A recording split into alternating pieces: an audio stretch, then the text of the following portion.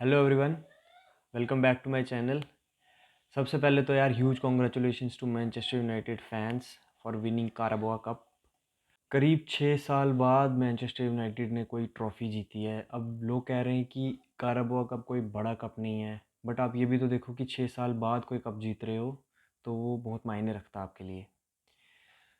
और Manchester United की बात करें तो अभी भी वो प्रीमियर लीग में भी एकदम अलाइव हैं, यूरोपा लीग में अलाइव हैं, और जिस हिसाब की रेड हॉट फॉर्म में वो हैं तो वो ये 2 कप्स भी जीत सकते हैं, कोई बड़ी बात नहीं है।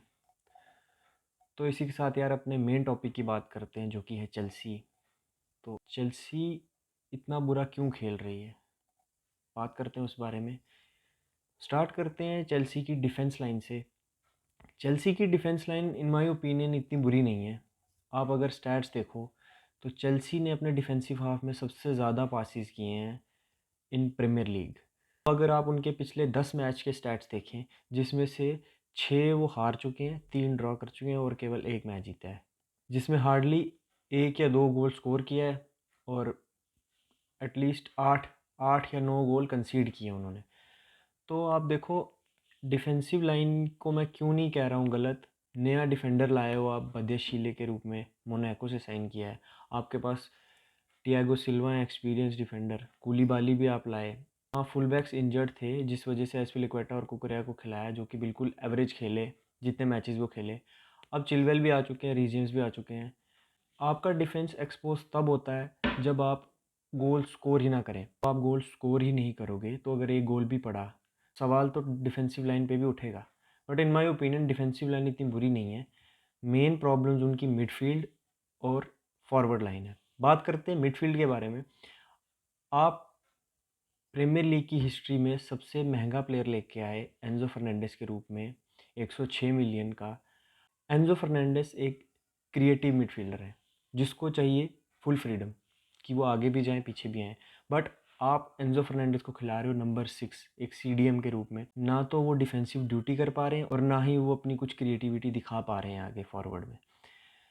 तो आप ये देखो, जब एंजो फर्नांडिस अर्जेंटीना के लिए खेल रहे थे, वर्ल्ड कप की बात हो या कोपा अमेरिका की बात हो, एंजो फर्नांडिस के साथ खेलते थे रॉड्रिगो डी पॉल, जो कि हमेशा जब एंजो फर्नांडिस आगे जाते थे तो उनकी स्पेस कवर करने के लिए हमेशा रॉड्रिगो डी पॉल अवेलेबल रहते थे पीछे नंबर 6 के रूप में।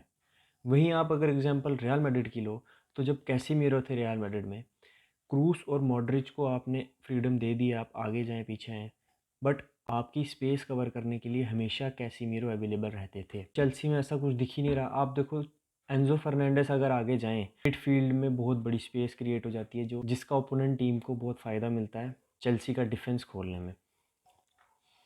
अब आपके कांते इंजर्ड है, आई नो। अब ज़कारिया आपके 1-2 मैचेस के लिए अनअवेलेबल थे, बट उसके बाद वो अवेलेबल हुए। आपको ज़कारिया को खिलाना चाहिए था एंजो फर्नांडिस के साथ।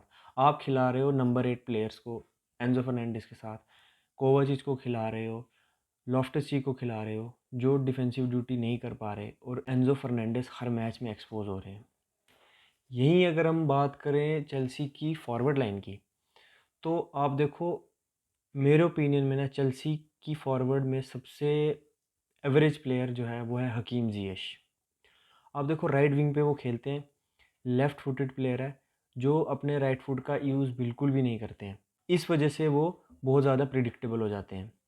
आप देखो, या तो वो लेफ़्ट फुट पे आएंगे और बैक पास कर देंगे, या तो अगर डिफेंडर आगे आ गया तो अनवांटेड सा क्रॉस डाल देंगे, जहाँ फॉरवर्ड में कोई होगा नहीं होगा, बस क्रॉस डाल देंगे वो, जो बिल्कुल ही यूज़लेस है। वहीं बात करें आप फ़िलिक्स की, फ़िलिक्स को लाए आप लोन पे एटलेटिको मैड्रिड से। फ़िलिक्स को पहले मैच में ही रेड कार्ड मिल गया, जिसके चलते उनको कुछ मैचेस का बैन लगा और पूरा 1 महीना वो टीम से बाहर, जिसका एक बुरा प्रभाव पड़ता है एक टीम पे। मेसन माउंट का आप सही यूज़ नहीं कर रहे हो, जैसा कि टुखल करते थे। टुखल मेसन माउंट को नंबर 10 खिलाते थे या फॉल्स 9 खिलाते थे। आप मेसन माउंट को विंगर खिला रहे हैं, जो बिल्कुल सही नहीं है। मेसन माउंट वहाँ कुछ कर ही नहीं पाते हैं, बिल्कुल एक बंध के रह जाते हैं एकदम। आप देखो, जब जब डेविड फोफाना और चुक्वुमेका को आप सब एज ए सब्स्टिट्यूट लाते हो, तो उन्होंने हमेशा ओपोनेंट के डिफेंडर्स को परेशान किया है। तो आप उनको स्टार्ट क्यों नहीं करवा रहे? आप स्टार्ट तो छोड़िए, आप तो उनको बिल्कुल टाइम भी नहीं दे रहे हैं अब। तो उनको टाइम देना चाहिए। स्टर्लिंग भी कुछ खास कर नहीं पाए इस सीज़न।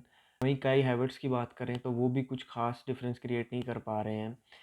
वो नंबर 9 खेल रहे हैं, नंबर 10 खेल रहे हैं, विंगर खेल रहे हैं, कुछ समझ ही नहीं आ रहा है वो किस पोजीशन पे खेल रहे हैं। अब बात करते हैं उस चीज़ की जिस चीज़ पे चेल्सी फैंस सबसे ज़्यादा गुस्सा हैं, वो है ग्रैहम पॉटर, चेल्सी मैनेजर। आप देखो, आप एक साथ इतने सारे प्लेयर्स साइन करते हो, ठीक है, जो कि बोर्ड की साइनिंग्स है, ऑब्वियसली वो ग्रैहम पॉटर की साइनिंग्स नहीं है। तो आप देखो कि उनमें से कोई भी प्लेयर प्रीमियर लीग नहीं खेला है पहले। आप एक साथ सारे प्लेयर्स को रश कर रहे हो, आप पहले मैच से ही उनको सबको एक साथ खिला रहे हो। एटलीस्ट थोड़ा टाइम देना चाहिए, धीरे धीरे वो प्रीमियर लीग के टेम्परामेंट को समझें और गेम अडेप्ट करें। बट आप एकदम उनको एक साथ खिला रहे हो बिना किसी काइंड ऑफ प्लान के। आप मुद्रिक को, जॉ फिलिक्स को, एंजो को, और कौन है, बदियाशीले, सबको एक साथ खिला रहे हो आप। ना तो वो आपस में कम्युनिकेट कर पाते हैं प्लेयर, ना मैनेजर उनसे कम्युनिकेट करते हैं। टच लाइन पे कुछ दिखता ही नहीं है, कुछ पैशन ही नहीं दिख रहा है उनमें। कुछ लोग कह रहे हैं कि ग्राहम पॉटर को इस सीज़न टाइम देना चाहिए। हाँ, इस सीज़न आप उन्हें टाइम दें, बट आप ये भी तो देखें कि हर मैच के बाद उनकी कोई प्रोग्रेस शो ही नहीं हो रही है। हर मैच के बाद वही सेम अप्रोच से वो उतरते हैं और हार के वापस आ जाते हैं। कंक्लूजन की बात करें अगर, तो ग्राहम पॉटर को चेल्सी बोर्ड इस सीज़न तो सैक नहीं करेगा। अब इस सीज़न का टाइम तो उन्हें देंगे, बट कहीं रेलीगेट ही ना कर दें चेल्सी को। नहीं, ऐसा नहीं होगा, रेलीगेट तो नहीं होगी चेल्सी।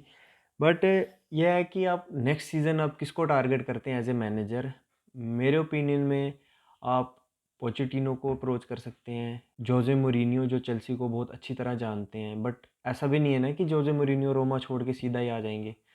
ये है मेरी नज़र में दो मैनेजर जो चेल्सी को थोड़ा अगर संभालेंगे। तो इसी के साथ यार वीडियो एंड करते हैं। Thank you so much.